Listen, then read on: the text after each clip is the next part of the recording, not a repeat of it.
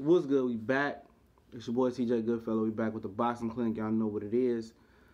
Shout out to the LDBC Lions Den boxing community. Shout out to the YTBC and everybody that's in between. But one thing that got lost in the shuffle by me was the fact that Deontay Wilder said he was open to a 90-10 split in Joshua's favor, just as long in a rematch that he gets that same 90-10 split in his favor. And he said he'd take a 70-30 split, to be a little bit more realistic instead of being a little bit more less comical. Said he'd take a 70-30 split, as long as in the rematch, he get that 70% in his favor, and the 30 goes to Joshua. He's willing to take the 30 and give Joshua the 70 in the first fight. He's so confident that in the rematch he wants to get the 70 and get Anthony Joshua the 30. And I think it's a similar thing that they gave to Joseph Parker as well in his deal, that if he wins, he'll get the top split in a rematch, and Joshua has a rematch clause. And that's everybody's favorite thing to talk about, is when you bring up Anthony Joshua. Or you bring up Anthony Joshua saying, I did an acceptable ducker video. You go back and check that. I dropped it this morning.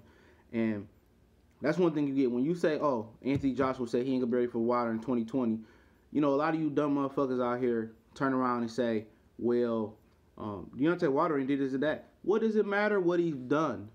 Do you not want to see the fight? And if you don't want to see the fight, it's because you fear you have to eat your words that Deontay Wilder will knock out Anthony Joshua or will best him.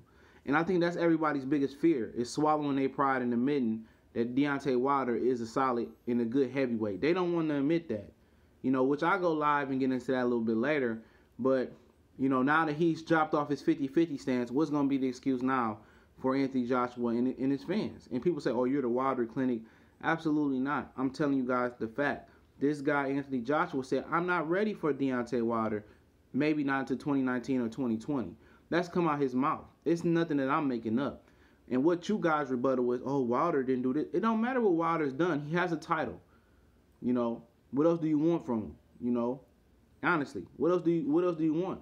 Do you not want to see the fight or not? And if you don't, like I said, if you don't want to see the fight, it's the simple fact because you scared. You scared that you're going to have to eat your words and give Deontay Wilder respect.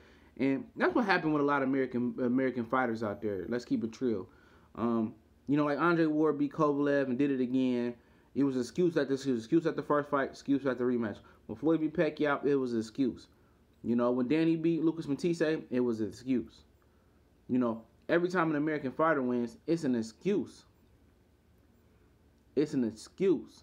And a lot of you guys out here that don't support American fighters and support the European invasion or the UK invasion, whatever it may be, you guys can't eat your pride. Y'all can't swallow your pride and get credit where credit is due without making excuses. And that's sad, though. That's real sad by y'all, and that just shows you how pathetic of a person that you really are.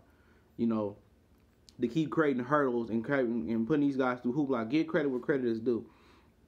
But like I said, I like to reverse the roles. Now, if Deontay Wilder was in the position of Anthony Joshua, let's just say, he said, I'm not ready for Joshua in 2020. You guys would be killing him, right?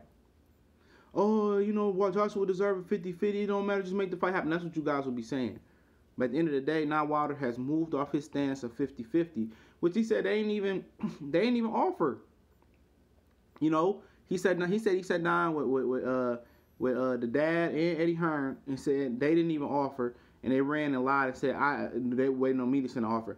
When does a challenger or the B side send an offer to the A side? At least the first offer. When does that happen? Y'all believe in that Eddie Hearn hoopla and that wish-washy stuff that he's doing. Obviously, he's protecting his asset in Anthony Joshua. Like I said many times, Anthony Joshua is enabling him to have a deal with HBO because HBO knows Anthony Joshua is going over there. They're going to run over to HBO to complicate the Deontay Wilder thing. And I'm telling you guys, that's what it is. And, it is what it is. We're gone.